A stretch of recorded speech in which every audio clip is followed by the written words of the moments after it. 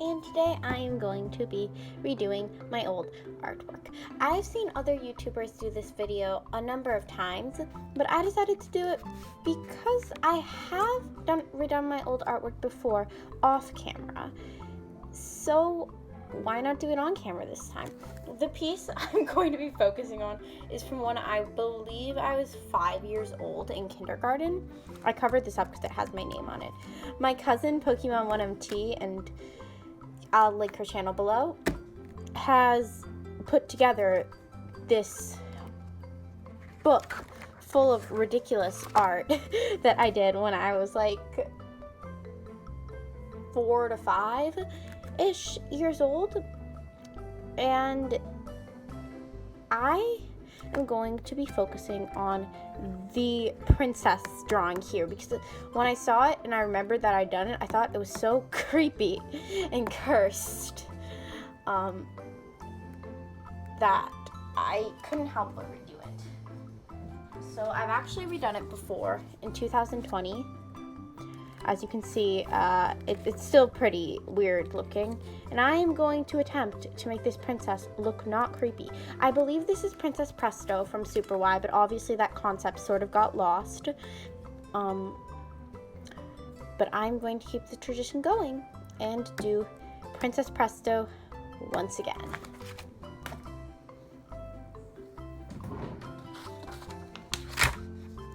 New paper. Okay. Let's try to make this princess not creepy. So voice over me here, and I'm just going to start with a very simple sketch and outline so that I can have something to color in. I wasn't exactly sure how I wanted to do her. I did want to keep her in somewhat the original position because I thought that would be the easiest to draw. I also wanted to make her look less like a big scribble in a block because that's what the original one looked like. To be fair, I was 5, so I should really stop giving myself such a hard time. But I cannot because that drawing was just, ugh. Okay. But I did want to make her look overall like it could be maybe the same person or an older version in the dress. So I think overall I accomplished that look. You can still tell it's the same princess, but slightly different. I did want to try a different style, as I always do. I draw everything a little differently each time. I don't have one consistent style. And I decided to use Prismacolor colored pencils to color it in because I feel like they have a very nice blend and they're very soft. And I really enjoy using them, except for the fact that they make my hand hurt. But the originals were both drawn in marker, but I just didn't feel like using marker. Why not shake it up a bit since we're shaking her whole design up a bit? The colors are going to be basically the same, except I'm going to have slightly different shades here and there to make it have more depth, if that makes any sense.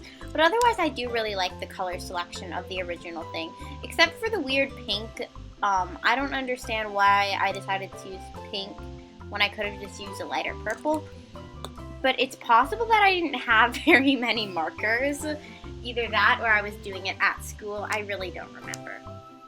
So here's where I was worried that I'd messed the entire thing up. While I was working on the face, I had a really hard time getting the colors to blend nicely, mainly because I used the wrong shades of a lot of colors. I did get some new Prismacolors recently, and I really didn't think that the way I was going on with this and the way I was shading the face was going to work out. But I actually don't mind it. I think it looks pretty good. I also went for stars for the earrings because I like the idea of having the stars being on the earrings and her wand. I know what you guys saw was just a little bit of a time skip there, and I apologize for that. I just didn't see the point in exporting only 10 minutes of footage because it takes so long to just get it exported, so you didn't really get to see the neck done. But I really hope that's okay with you because it did actually save me a lot of time, believe it or not.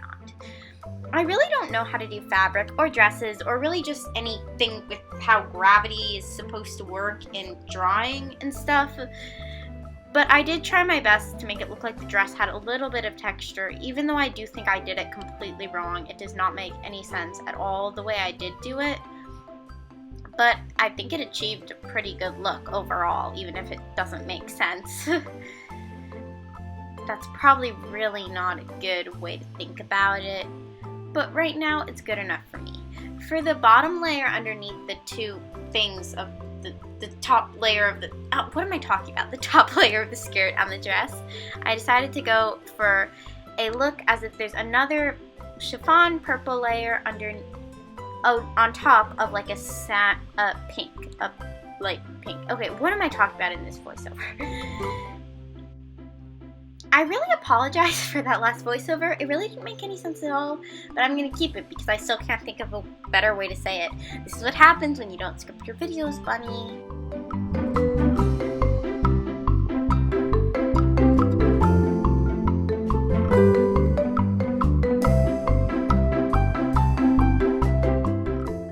I finally finished.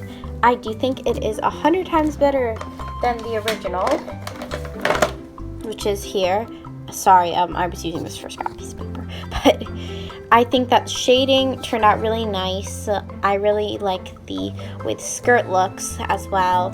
I think it is so much better. I did ditch the cape because I thought the cape kind of looked a little bit weird. Also, over here it's like riding up the back of her head, which doesn't even make any sense. But all in all, I think this turned out really well. It's so much of an improvement. I do think it still looks a little bit creepy. I think that it's probably something about the way I did the eyes. But other than that, I really like it. And I really think that it turned out to be a very nice princess. Even though I don't draw princesses that often. It is a lot better than this version as well. And again, I really like it. I'm proud of this. I don't think it's the best thing ever, and I do think a lot of the things with the proportions and the eyes for sure, and even the way the earrings are and the hair shading could have been a lot better. And obviously I have no idea how to do fabric, so this is a bit strange, but I do like the way it came out. So thank you for watching, and I will see you in the next video.